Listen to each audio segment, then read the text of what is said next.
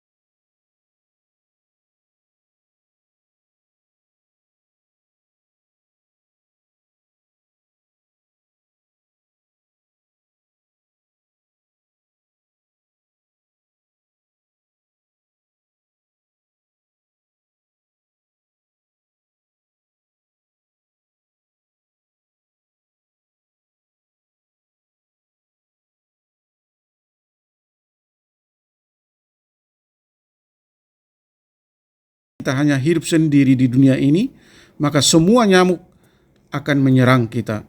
Maka setiap manusia sangat membutuhkan sosialisasi dengan sesama umat manusia.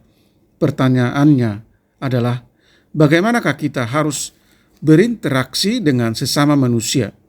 Firman Tuhan yang disampaikan oleh Paulus menekankan kesatuan antar sesama umat manusia. Bagaimanakah supaya kita memperoleh kesatuan?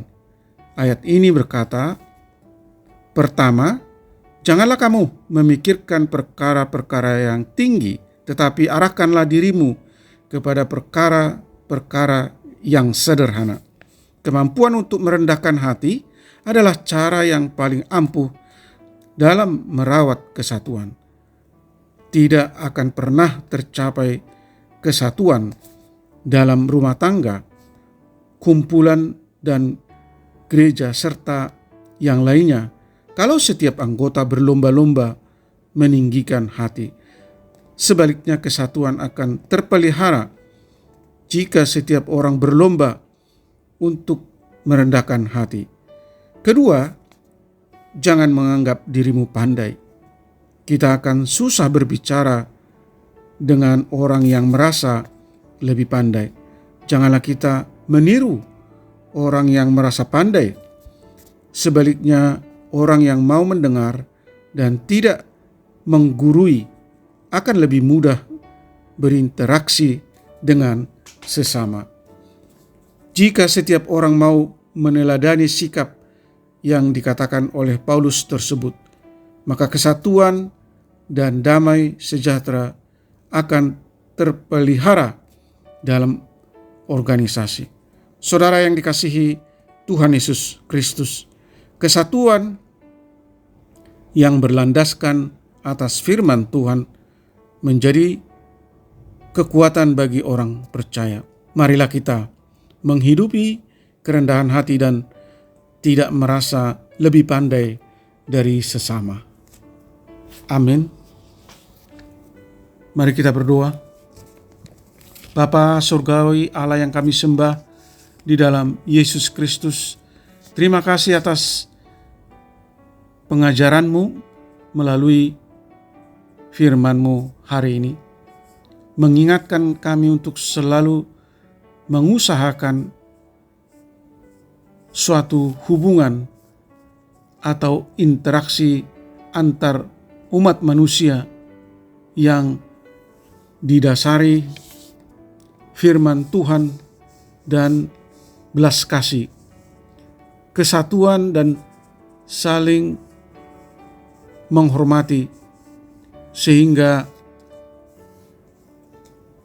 sehati sepikir di dalam keluarga, gereja, dan masyarakat, terutama dalam pekerjaan Tuhan. Kami sadar bahwa sumber utama terjadinya konflik dalam hubungan antar umat manusia adalah kecemburuan dan egois atau tinggi hati. Tolong kami Tuhan untuk merawat kesatuan dan damai sejahtera, supaya kami selalu belajar bersikap rendah hati, berempati dan bersimpati, dan berbelas kasih dalam menghadapi persoalan-persoalan hidup atau pekerjaan-pekerjaan yang kami hadapi, dengan menjauhkan diri dari sifat-sifat buruk, yaitu sifat yang merasa diri lebih unggul, lebih pintar, lebih berkuasa, tinggi hati, dan tidak mau mengalah dan mengampuni orang lain. Berkati kami semua anak-anak Tuhan, para pendengar renungan pagi ini. jauhkan kami dari segala mara bahaya. Beri kami kesehatan, sukacita, dan panjang umur.